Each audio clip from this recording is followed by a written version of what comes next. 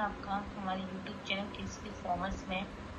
तो आज हम क्लास 11 की अकाउंटिंग की जो यूनिट फर्स्ट है, अकाउंट्स की जो बेसिक नॉलेज देती है, लेखाकरण परिचय अकाउंटिंग इंट्रोडक्शन, उसके बारे में हम चर्चा करने वाले हैं, उसके बारे में हम डिस्कस करने वाले हैं। तो जो मतलब एग्ज़ाम का टाइम है या फिर जो भी टाइम है, तो आपको सिर्फ पूरी बुक्स पढ़ने की ज़रूरत नहीं है। आपको मैं कुछ टॉपिक बताऊंगी यूनिट वाइज, आप उस टॉपिक पे गो थ्रू कर लीजिए और आपको पूरा बुक्स के अंदर झांकने की ज़रूरत नहीं है।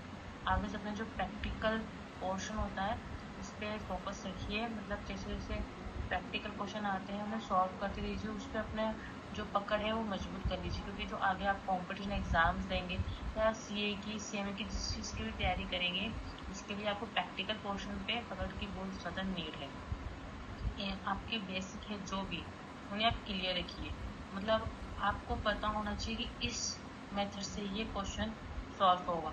ऐसा नहीं है कि हाँ कर लेंगे इससे हो जाएगा इससे हो जाएगा, ऐसा मत रखिए प्लीज़। तो जो यूनिट फर्स्ट है उसके अंदर मैं आपको बता देती हूँ कि क्या क्या आपको पढ़ना है, क्या क्या नहीं पढ़ना है। हाँ, यूनिट फर्स्ट में आपको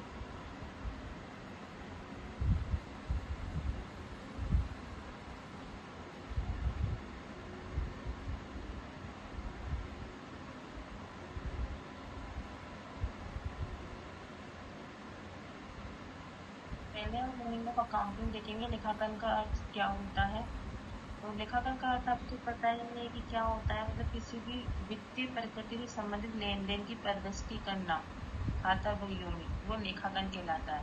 जैसे हम घर में कोई भी सामान लाते हैं तो उसकी अकाउंटिंग अपनी डायरी में करते हैं, क्या कितना खर्चा हो गया, फिर लास्ट में हमको जो मंथ में इनकम होती है फिर उससे लेस करते हैं, फिर हम सेविंग देखते हैं। इसी तरह से अकाउंटिंग कहलाती है। मिनट मोस्टली तो ये है कि लेखांकन जो होता है वो वित्तीय प्रकृतियों का ही लेन देन होता है। वैसे तो वो घर से शुरू होता है, लेकिन वो केवल घर तक ही सीमित नहीं होता है। वो घर से लेके जो भी एकल स्वामित्व वाली फर्म होती है, जो पार्टनरशिप फर्म होती है, जो शॉप होती है, शॉप के साथ साथ में कंपनी हुई या फिर LLPs हुई, हर जगह लेखांकन का कार्य काम में आता है। लेखांकन ही नहीं होगी तो हम अपना जो बेस है वो कैसे क्लियर करेंगे, कैसे बता पाएंगे कितना खर्चा हुआ, कितनी इनकम हुई, कितना प्रॉफिट हुआ, ये व्यवसाय को कैसे पता चलेगा। इसी वजह से लेखांकन किया जाता है। तो जो फर्स्ट है, फर्स्ट ये देखिए, इसमें यही लिखा है मीनिंग ऑफ अकाउंटिंग में, ये प्रोसेस है आइडेंटिफाई करना, पहचान करना, वित्तीय प्रकृति को मेजर करना, उन्हें मापना। वो ट्रेडिंग में आएगी, प्रॉफिट लॉस में आएगी, उनकी रिकॉर्डिंग करना, बिजनेस ट्रांजेक्शन से रिलेटेड कौन कौन से हैं, घर से रिलेटेड कोई भी खर्चे हमारे व्यापार के वित्तीय लेखों में नहीं जाएंगे। कम्युनिकेट करना कि वो सही भी है या नहीं है, अपने अधीनस्थों या अपने मैनेजर या अपने उच्च अधिकारी से पूछना। एंड सेकेंड है accounting as a source of information. Accounting का कार्य सिर्फ हमें रिपोर्ट करना ही नहीं होता है। जैसे एक आपने सुना ही होगा, लेखे होते हैं, अगर कोई लिखता है तो किसी न किसी उपयोग तो ज़रूरी ही आते हैं। हम अकाउंटिंग का वर्क तो करते हैं, लेकिन जो हमारे लेनदार होते हैं या हमारे जो देनदार होते हैं, वो पैसे लेते या देते टाइम ये ज़रूर पूछते हैं कि हम किस बेस पे पैसे ले या दे रहे हैं। उन्हें प्रूफ देने के लिए हम अकाउंट्स का प्रयोग करते हैं। जैसे शेयर होल्डर है, वो डिविडेंड के लिए हमसे प्रूफ मांगते हैं कि कितना, कैसे, कहाँ से डिविडेंड प्राप्त हुआ। तो हम अपनी बुक्स ऑफ अकाउंट्स दिखाते हैं, जो शेयर होल्डर्स की बुक्स होती है वो दिखाते हैं कि इतना डिविडेंड ऐसे ऐसे प्राप्त हुआ। तो accounting as a source of information is the process of identifying, measure, recording and communicating. जो भी इसमें इंफॉर्मेशन डाली जाती है वो वित्तीय प्रकृति की होती है, मैंने आपको बताई दी।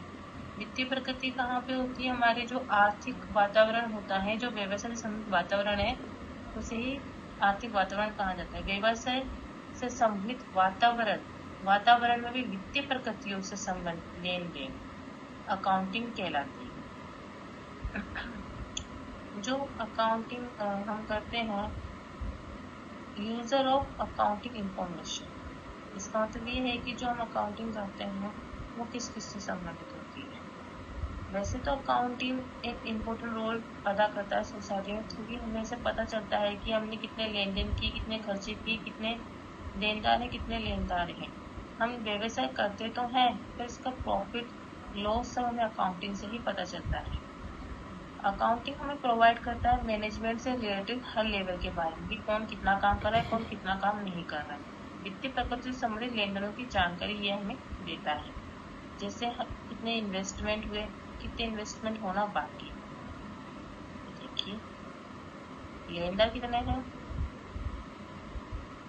एंड इनडायरेक्ट हम जो हमारे पास में इन्वेस्टमेंट आते हैं उससे हमें ये भी पता चलता है कौन सी डायरेक्ट इन्वेस्टमेंट है, कौन से इनडायरेक्ट इन्वेस्टमेंट है। तो जिस हिसाब से गवर्नमेंट हमसे टैक्स लेती है। एंड जैसे ट्रेड यूनियन से रिलेटेड कभी हमारे पास इतना फ़ायदा होता है कि हम अपनी जो एम्प्लॉय है उन्हें हम फायदे में कोई भी पैकेजेज वगैरह नहीं देते। तो जो एम्प्लॉयज़ के लिए एक लीडर होता है वो ट्रेड यूनियन बनाता है, अर्थात एक श्रम संघ बनता है जो अकाउंटिंग बुक्स की जांच करता है। अगर कंपनी द्वारा दिए गए लाभ असल में हुए लाभ से कम होते हैं तो वो इसका विरोध कर सकता है according to accounts of books के देखकर।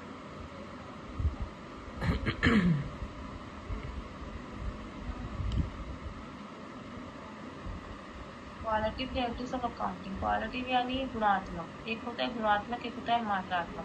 गुणात्मक का मतलब होता है वे व्यवहार जिन्हें हम गिन नहीं सकते, और मात्रात्मक का मतलब होता है वह व्यवहार जिन्हें हम गिन सकते हैं। तो गुणात्मक व्यवहार में कौन कौन आते हैं? रिलायबिलिटी, ये 4 फंक्शन है, मैं आपको डायरेक्टली समझा देती हूँ। जैसे कोई भी व्यवहार हुआ वित्तीय प्रकृति से संबंधित, तो उस व्यवहार की हर तरीके से जांच की जाए। मिस्टर ए से हमने कोई सामान लिया, तो अगर जांच करता ने देखा कि सामान की जो प्राइस है वो 5,000 रुपये लिख के रखी है और 200 क्वांटिटी है, ठीक है आगे, लेकिन 200 क्वांटिटी के अकॉर्डिंग ही भाड़ा लगाया गया है, 200 क्वांटिटी के अकॉर्डिंग ही प्रोडक्शन हुआ है। तो ये 3-4 लेवल अगर सेम है तो किसी भी तरह से जांच करने पे सब सेम ही आया है। लेकिन कई बार क्या होता है कि कंपनी द्वारा या फर्म द्वारा त्रुटिपूर्ण कार्य किए जाते हैं कि 200 से परचेज किया लेकिन पड़ोसी से 50 का ही हुआ, इतना गैप कैसे आया, उनके पास कोई इन्फॉर्मेशन नहीं होती। तो रिलायबल होना चाहिए, यानी सारे लेवल मैच होना चाहिए। तुलनात्मक सही होना चाहिए कि हाँ 200 का हुआ तो 200 का प्रोडक्शन हो रहा है, 50 कम भी हो रहा है तो क्यों हो रहा है। कंपैरिजन करना चाहिए कि ये लेबर ने सही से काम किया है, काम नहीं किया तो क्यों नहीं किया। इसके बाद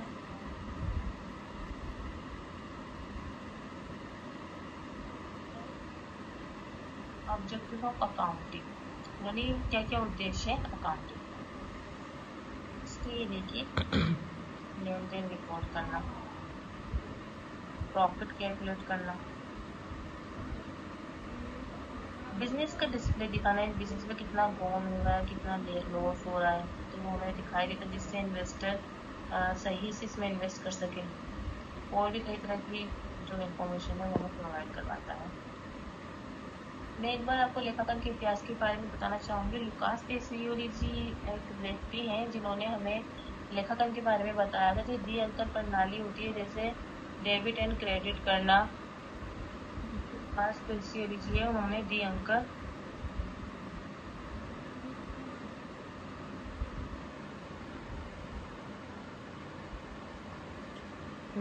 प्रणाली दी थी उन्होंने। लुकास पेसियोली जी हैं जिन्होंने डी अंकन प्रणाली दी थी।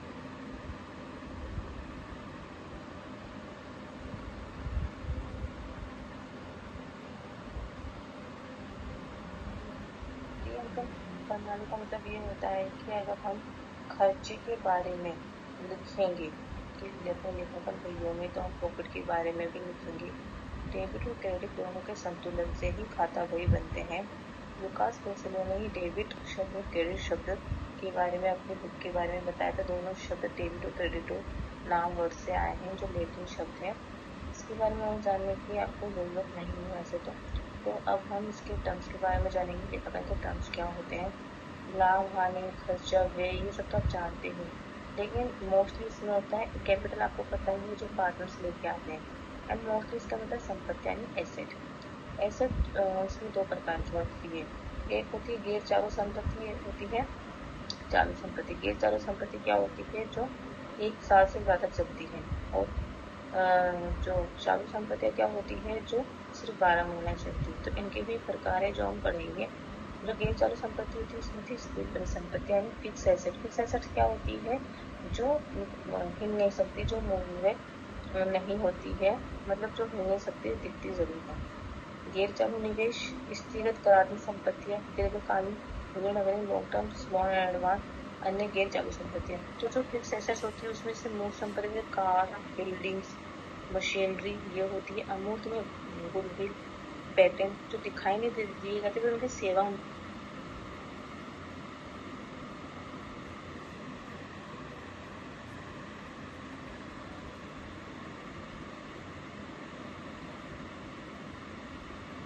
लायबिलिटीज, जिसमें संपत्ति होती है, जैसे हमारे लायबिलिटीज भी होते हैं, ये भी तो कई होते हैं नॉन करंट लायबिलिटीज और current liabilities. Long term non current में लॉन्ग टर्म लोन्स आ गए, स्थगित कराधान में टैक्स लायबिलिटी आ गई, अन्य लॉन्ग टर्म्स आ गए, प्रोविजंस हो गए जिनमें से हमें आगे पेमेंट करना है, और चालू में से जैसे रोजमर्रा के लेनदार हो गए या फिर शॉर्ट टर्म लोन्स हो गए। तो इस तरह से सिर्फ इतने ही इसमें टर्म से जो हम जान सकते हैं।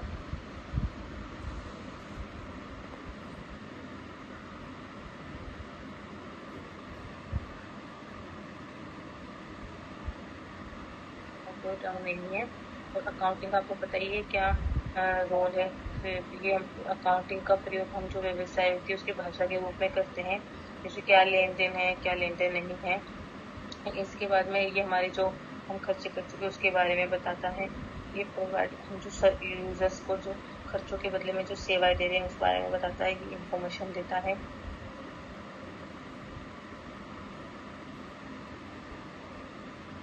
And thank you so much हमारे इस चैनल को देखने के लिए, इस वीडियो को देखने के लिए। इस वीडियो को लाइक शेयर सब्सक्राइब जरूर कीजिए। इसी तरह मैं और यूनिट्स भी लेके आऊँगी, इससे आपका अकाउंटिंग का बेसिक क्लियर हो जाएगा। यूनिट फर्स्ट में सिर्फ आपको इतना ही जानना था, इससे कुछ और नहीं जानना था। Thank you.